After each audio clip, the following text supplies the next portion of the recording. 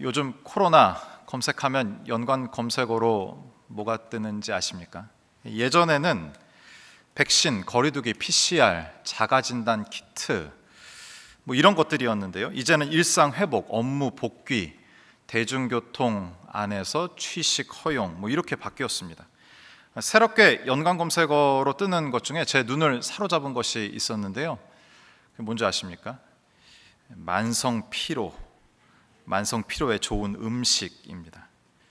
국민 3분의 1이 확진되었고 그 이후 코로나 후유증으로 힘들어하는 분들이 많습니다. 이것을 롱 코비드라고 부른다고 하는데요. 그 증상 중 하나가 바로 만성 피로입니다. 체력이 많이 떨어져서 일상생활에 활기가 없는 거죠. 퇴근해서 그냥 멍하니 집에 있는다든지, 아침에 일어나기 힘들다든지, 아니면 일할 마음이 전혀 생기지 않는다든지, 다 만성 피로의 증상들입니다. 외국에서는 이런 연구들이 많이 이루어졌대요. 그런데 우리나라는 아직 그런 분위기가 아니어서 왜 유난 떠냐, 너만 걸렸냐는 식의 분위기 속에 정작 힘든 티도 못 내는 사람들은 답답하기만 합니다. 여러분들 어떠십니까? 퇴근 후에 집에 들어가 멍하니 앉아 있었습니다. 그런 저를 보고 아내가 한마디 합니다. 영의 일은 영으로 해야 하는데 성령의 인도함을 받지 않고 내 방식대로 사역하다가 지친 건가? 뭐 이렇게 돌아보기도 합니다. 그런데 뭐 힘을 내는 데는 아무런 도움이 되지 않습니다. 신방하다가 한 성도님께서 저에게 이런 말씀 하신 적이 있어요. 목사님 참 힘들게 사시네요 이러셨어요. 그래서 힘든 분 위로하러 갔다가 저 힘들다고 알아주시는 분을 만난 겁니다. 그래서 제가 여쭤봤어요. 성도님 저 힘들어 보여요? 이렇게 여쭤보니까 뭐라고 하셨는지 아세요? 그분이 이렇게 얘기하셨습니다. 아니 그게 아니라 안 해도 되는데 목사님은 다른 사람의 인생에 간섭하며 사시잖아요 이렇게 얘기하셨어요. 어쩜 십수년 사역을 하고 있는 저보다 목회에 대해서 잘 알고 있는 성도님을 만났습니다. 그분의 말씀처럼 피곤한 일일 수 있죠. 그러나 그때에 필요한 말씀, 그 성도님께 필요한 말씀을 전하고 또 성도님의 삶과 가정과 환경이 변화되는 것을 지켜보고 있는 것은 상당히 신나는 일입니다. 그러나 피곤한 일입니다. 만성 피로, 영적인 말로 바꾸면 어떻게 번역할 수 있을까요? 그렇습니다. 영적 침체입니다. 영적 침체의 원인은 여러 가지가 있겠지만 가장 중요한 원인은 모든 시간, 모든 일에 의미를 발견하지 못하기 때문입니다. 그렇죠. 어떤 일을 하는데 의미를 찾지 못해요. 그러면 좌절하고 침체가 될 수밖에 없습니다. 그렇다면 우리는 어떻게 반복되는 일상 속에서 의미를 찾을 수 있을까요? 그 해답이 오늘 읽은 전도서에 있습니다. 어떤 분이 전도서에 해답이 있다 이렇게 말씀드리니까 목사님 허무하다고 얘기하는 이 책이 무슨 답이 됩니까? 이렇게 질문하시는 분이 계실지 모르겠습니다. 전도서의 오해를 좀 풀고 좀 지나갔으면 좋겠는데요. 예를 들어서 이런 거죠. 공지영 씨가 돈에 대해서 이런 얘기를 한 적이 있대요. 한번 들어보세요. 나는 돈보다 훨씬 중요한 것들이 있다는 사실을 깨달았다. 그런데 불행하게도 그게 너무 적다는 사실도 함께 깨달았다. 경제 전문지 포브스의 전 발행인 말콤 포브스가 이런 말도 했대요. 한번 들어보십시오. 아들아, 100가지 문제 중에 99가지 문제의 해답은 돈이란다. 근데 같은 맥락의 기록이 전도서에 있다는 거죠. 전도서 10장 19절입니다. 같이 읽을까요? 같이 읽죠. 시작. 잔치는 희락을 위하여 베푸는 것이요 포도주는 생명을 기쁘게 하는 것이나 돈은 범사에 이용되느니라. 돈은 범사에 이용되느니라. 이 표현이 별로 와닿지가 않아요. 그래서 제가 새 번역으로 읽어드릴게요. 한번 보세요. 잔치는 기뻐하려고 버리는 것이다. 포도주는 인생을 즐겁게 하고 돈은 만사를 해결한다. 돈이 최고라는 얘기입니다. 성경 말씀이에요. 이거 어떻게 받아들이시겠어요? 은혜가 됩니까? 이렇게 받아들여야 됩니다. 하나님 없이 살아가는 이 세상, 날 것 그대로의 모습, 욕망, 욕구, 욕심 그대로 표현된 이 세상을 전도자는 눈을 감지 않습니다. 그대로 그것을 옮겨놓은 거죠. 하나님 없는 세상의 실체가 이런 것들이다. 우리는 이렇게 해석해야 합니다. 동시에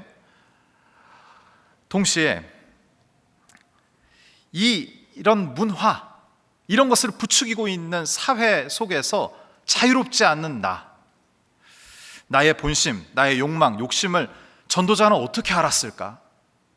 마음이 뜨끔해야 합니다.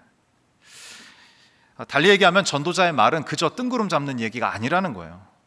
현실을 살고 있는 아주 생생한 현실적인 표현들, 그것이 적혀 있는 것이 전도서입니다.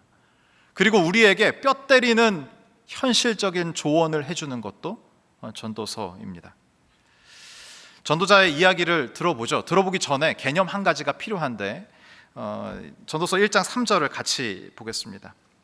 같이 읽죠. 1장 3절입니다. 해 아래에서 수고하는 모든 수고가 사람에게 무엇이 유익한가? 여기서의 중요한 개념은 뭘까요? 해 아래에서입니다. 해 아래에서. 해 아래에서라는 이 단어는 전도서에만 표현되어 있어요. 해 아래에서, 하늘 아래에서.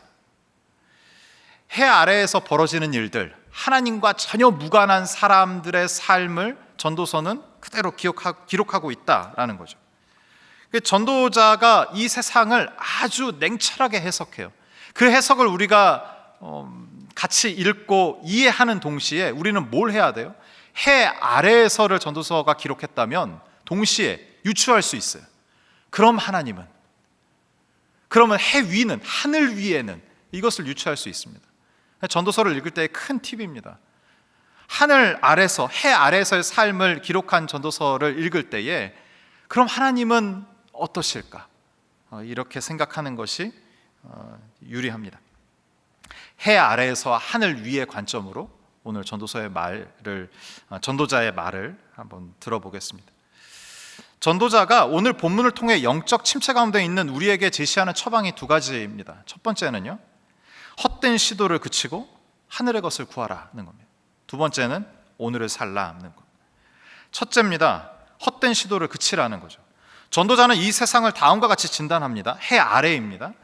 전도서 1장 2절이에요. 전도자가 이르되 헛되고 헛되며 헛되고 헛되니 모든 것이 헛되도다. 이것은 히브리식 표현이에요. 헛되고 헛되다. 이것을 영어로 옮기면 헛되다는 게 vanity니까 vanity of vanities예요. 그러니까 헛된 것 중에 헛됨, 최상급을 표현한 거거든요. 가장 헛되다 이런 얘기하는 겁니다.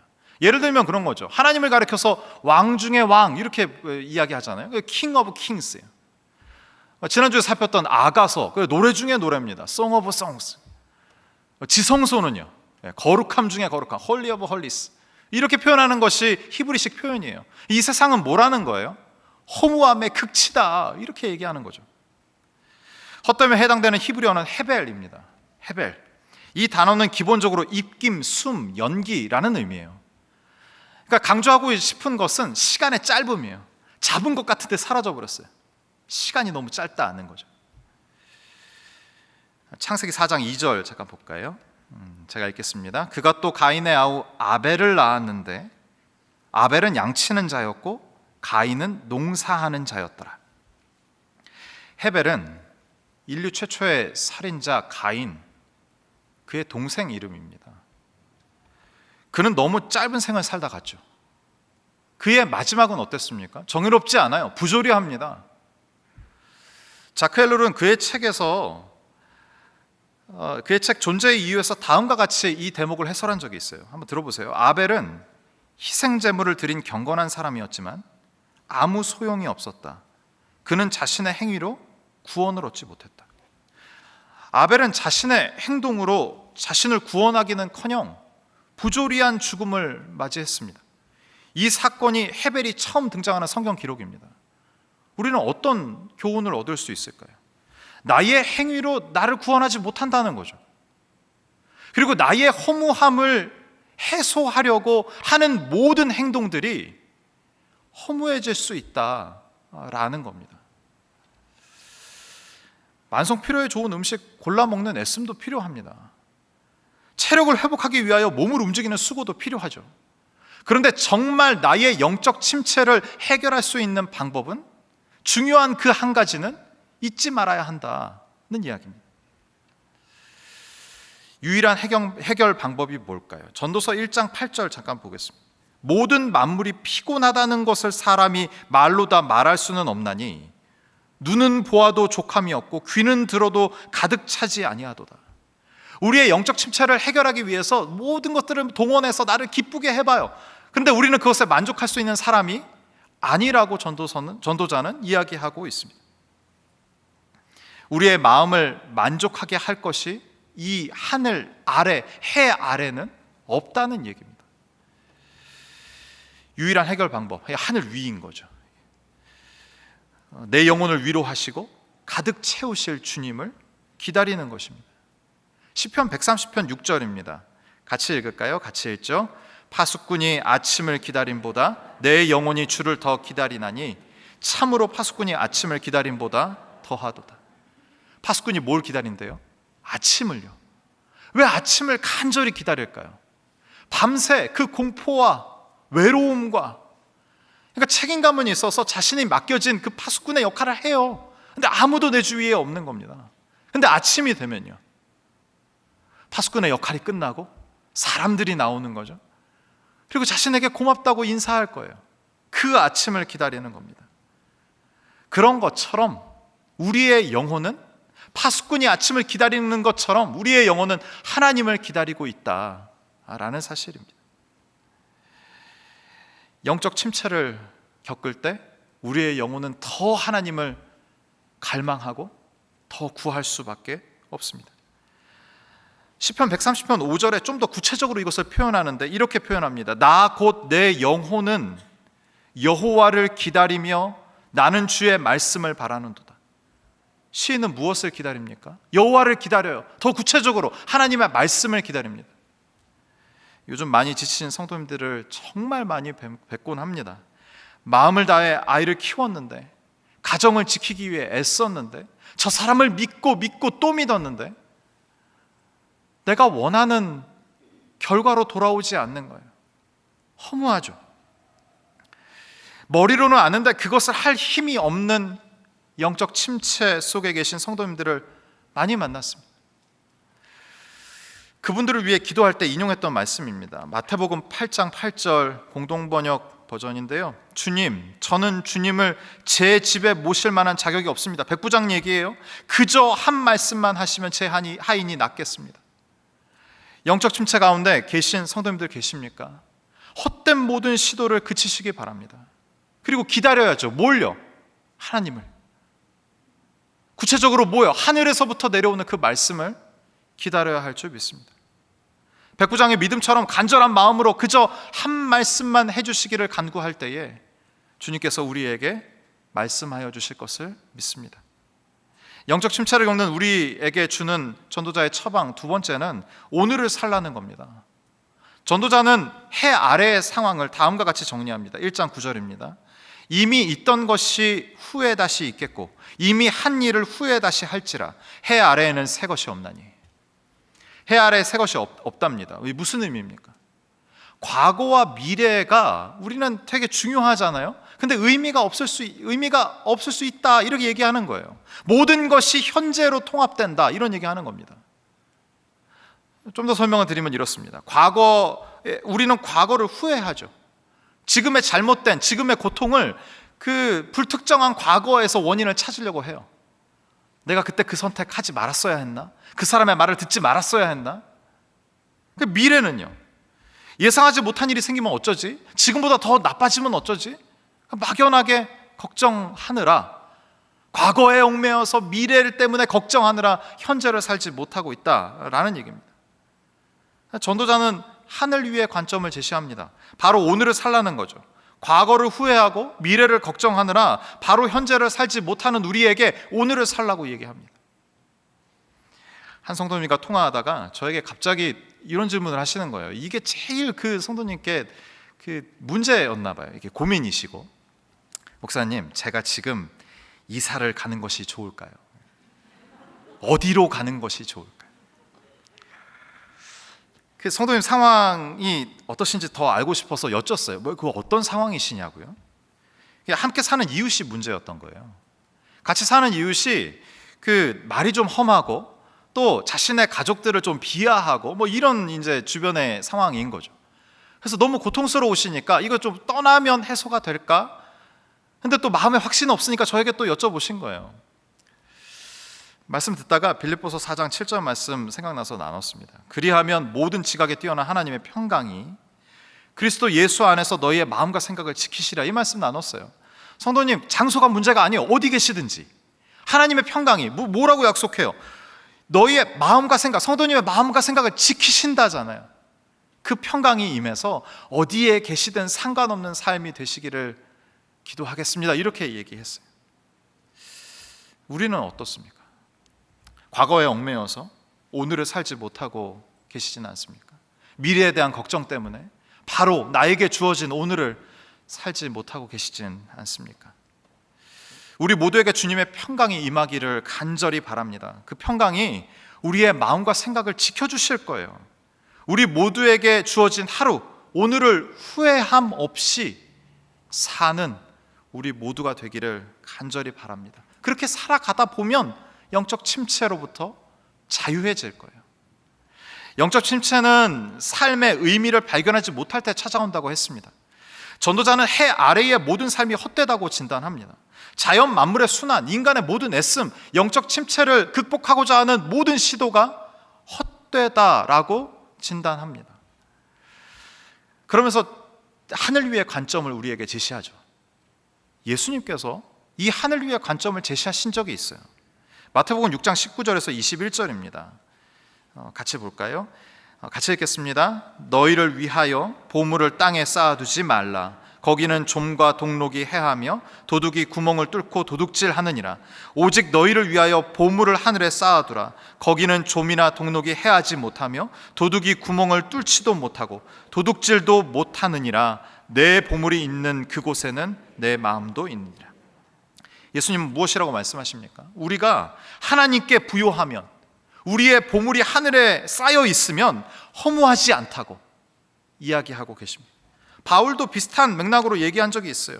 고린도전서 15장 58절입니다. 그러므로 내 사랑하는 형제들아, 견실하며 흔들리지 말고 항상 주의 일에 더욱 힘쓰는 자들이 되라. 이는 너희 수고가 주 안에서 헛되지 않은 줄 알미라. 보물을 하늘에 쌓아둔다는 것, 주의 일에 힘쓴다는 것 뭡니까? 여기에 너희 수고래잖아요. 사랑의 수고거든요. 서로 격려하며 영적인 힘을 불러일으켜 주는 것, 그 사랑의 수고, 그것을 할 때에 하늘의 보물이 쌓인답니다. 많이 지쳐있던 어느 오후였습니다. 수험 생활을 하고 있는 어느 자녀 얘기를 들었어요. 재수하는 친구인데 너무 힘들대요. 그래서 그 마음이 막 느껴져서 부모님들 오셨길래 같이 기도했어요. 그래서 이 친구한테 기도해줘야 되는데 이제 이런 마음은 있는데 제가 그날 너무 지쳤기 때문에 이제 이게 전화할 이제 힘도 없더라고요. 근데 하루 지나고 이틀이 지나고 계속 생각이 나는 거예요. 그래서 이 친구가 또 학원에 있을 거니까 언제 받을지 몰라서 이렇게 녹음을 했습니다. 제 소개 짧게 하고 말씀 구절 좀 나누고 이제 잠깐 말씀 전하고 기도해 줬어요.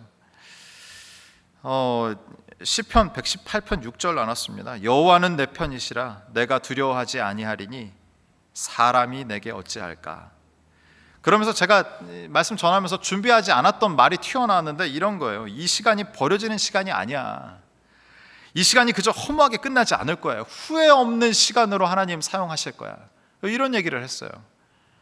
그리고 좀 시간이 지났는데 이 친구가 저한테 메시지를 보내온 겁니다. 들어보십시오. 목사님 안녕하세요. 바쁘신 와중에도 저를 위해 기도해 주셔서 너무 감사드려요. 요즘 많이 지치고 힘들었는데 듣자마자 눈물이 났어요. 큰 위로가 된 것 같아요. 재수를 시작하는 과정부터 쉽지 않았지만 목사님 말씀처럼 이 힘든 과정이 결코 버려지는 시간이 아니고 실패한 시간이 아님을 기억할게요.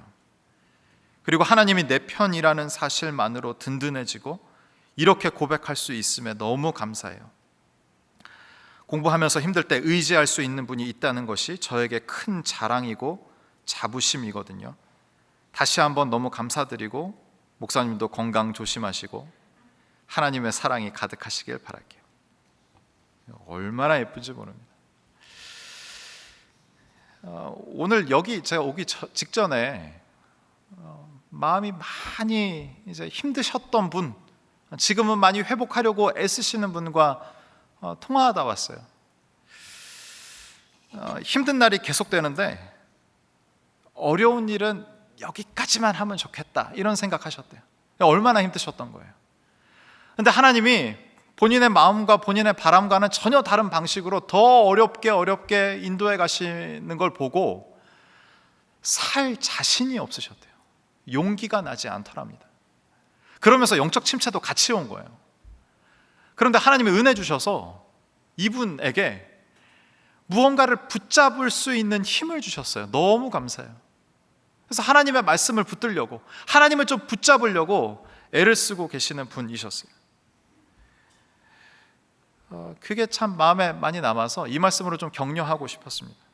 이사야 40장 29절 31절인데요. 피곤한 자에게는 능력을 주시며 무능한 자에게는 힘을 더하시나니 소년이라도 피곤하며 곤비하며 장정이라도 넘어지며 쓰러지되 오직 여호와를 앙망하는 자는 새 힘을 얻으리니 독수리가 날개치며 올라감 같을 것이요 다른 박질하여도 곤비하지 아니하겠고 걸어가도 피곤하지 아니하리로다. 말씀을 전하고 기도하고 기억하고 기도하겠다고 전화를 마치려고 하는데 이분이 울먹울먹 하시면서 이렇게 얘기하시는 거예요. 목사님, 제가 이 말씀 붙잡고 기도하고 있었는데